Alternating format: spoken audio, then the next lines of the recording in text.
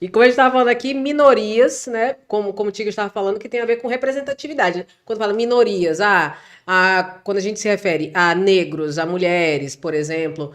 Ah, mas eles são em grande quantidade. A gente não está falando de minoria quando a gente fala de quantidade, não. A gente está falando de quantidade de direitos suprimidos, a gente está falando de grupos sociais, né? Que não tem uma grande representatividade no tocante à garantia de direitos, né? A usufruto de direitos que passaram aí por processo de opressão histórica. Por exemplo, mulheres, nós somos uma minoria, por quê? Porque nesse processo nós somos aí forjados numa sociedade patriarcal judaico-cristã e os direitos das mulheres tiveram que ser conquistados a fina força. E ainda a gente vê, né, o desrespeito a muitos direitos. Isso acontece com diversos grupos sociais, tá bom?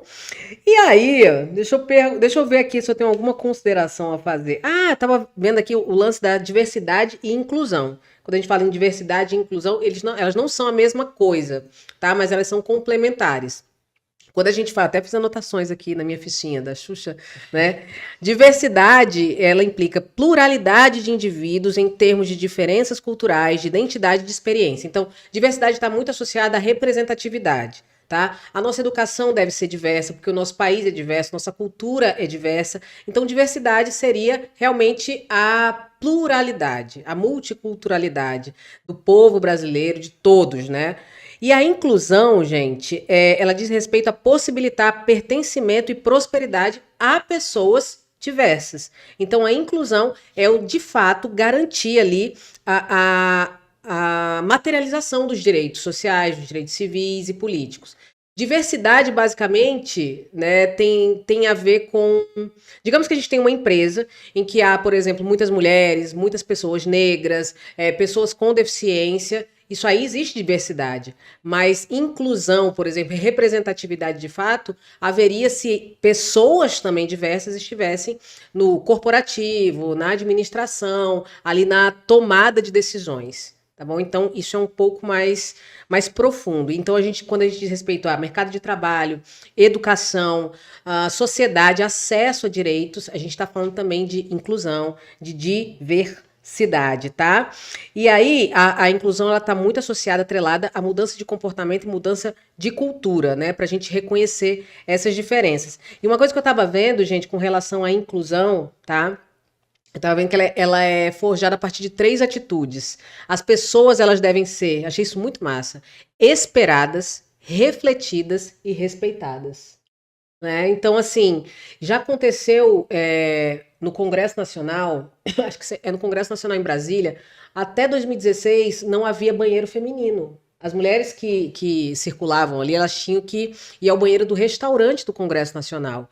E o que acontece, gente? Nesse caso aí não havia inclusão, porque as mulheres elas estavam lá circulando, mas elas não eram esperadas. Se elas fossem esperadas, haveria um banheiro específico para mulheres.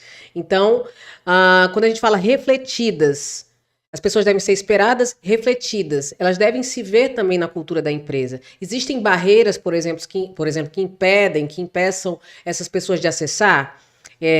No corporativo, essas pessoas estão refletidas também ali nos cargos de chefia?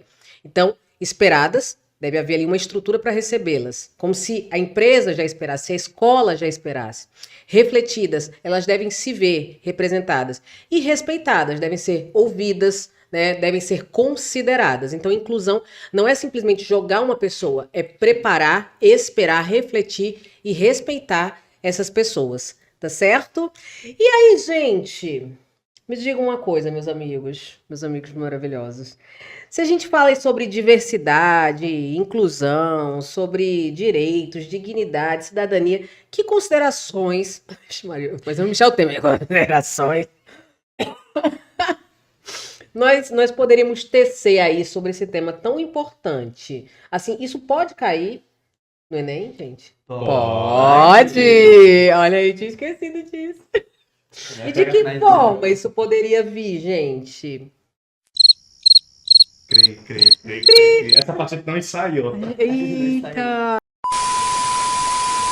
Então, pensando em minorias, eu sempre gosto muito de pensar em representatividade, dignidade da pessoa humana, enfim, né? Então, o que acontece?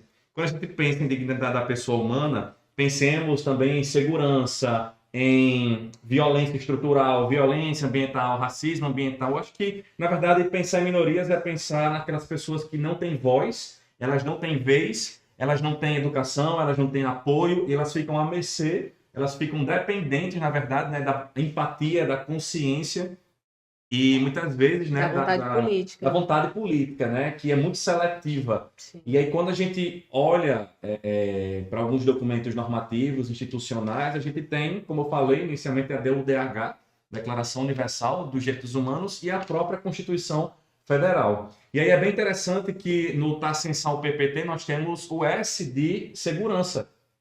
E essa Sim. segurança não é só segurança para proteger a pessoa de uma violência física, mas é também garantir, né, que o indivíduo ele tenha, de fato, a concretude, a materialização dos seus direitos. Isso é Uhum. segurança, né? Então, quando a gente pensa em violência, que é qualquer privação de direitos, né, ou qualquer ato que possa transgredir, ferir a pessoa, isso já é uma violência, tá? Sim. E é falar de segurança, de sociedade, de saúde, de alimentação, de respeito à imagem da pessoa, né? Conceder trabalho para ela, conceder ali proteção à infância, maternidade, é falar do respeito aos direitos sociais. Tá? Sim. E aí nós temos também o artigo 3º da Constituição Federal, tá?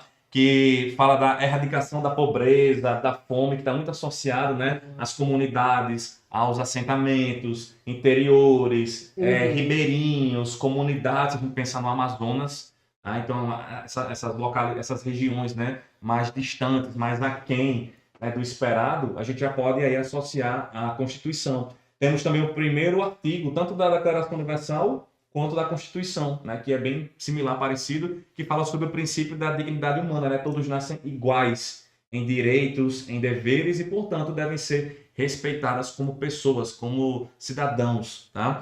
Então, pensar em minorias é pensar justamente na proteção do indivíduo, né? Em toda a sua... de forma holística, na verdade, né? Em toda a sua esfera, né? Em todos os aspectos. É verdade. E só complementando, o tema do Enem de 2021, que foi invisibilidade, registro civil, garantia de cidadania, garantia de acesso à cidadania no Brasil, né? Isso. Lembrando que cidadania, ela implica o quê? O usufruto de direitos, o exercício, o respeito aos deveres e a participação ativa na sociedade. Então, uma pessoa, por exemplo, que não tem acesso à educação, que não tem acesso à alimentação, ela não consegue acessar seus direitos fundamentais. E os direitos sociais, como o Tiaguinho falou, que está ali no Censal PPT, aqueles direitos garantem dignidade à pessoa humana. Por exemplo, o direito à alimentação. Se uma pessoa ela não tem certeza de que haverá pelo menos 3 refeições ali no seu dia, essa pessoa não tem dignidade. Essa pessoa, consequentemente, não pode dizer, afirmar que exerce a cidadania. A mesma coisa, se você não tem acesso a trabalho, se você não tem acesso a lazer, se você não tem acesso a um transporte público de qualidade, você também não está tendo aí o seu direito à dignidade, à cidadania respeitados. Então, a gente consegue adquirir tudo isso, né, por meio de políticas públicas, por meio da educação do povo, né, a instrução do povo, porque aí a gente vai garantir o que está previsto na Constituição, o que está previsto na Declaração Universal dos Direitos Humanos, tá?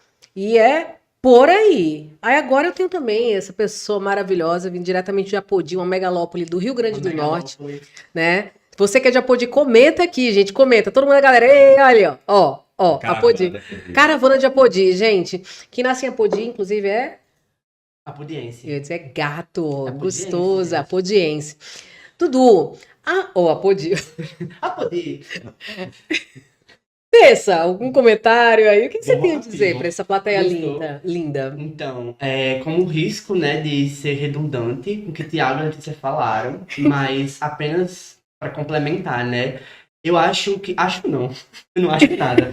A gente sabe que nossa sociedade, ela foi fundamentada numa estrutura segmentada, né, ou seja, compartimentos. Então, quem está em cima não tem possibilidade de descer, quem está embaixo dificilmente vai subir. Então isso a gente percebe desde a formação do fomento da sociedade greco-latinas também, né?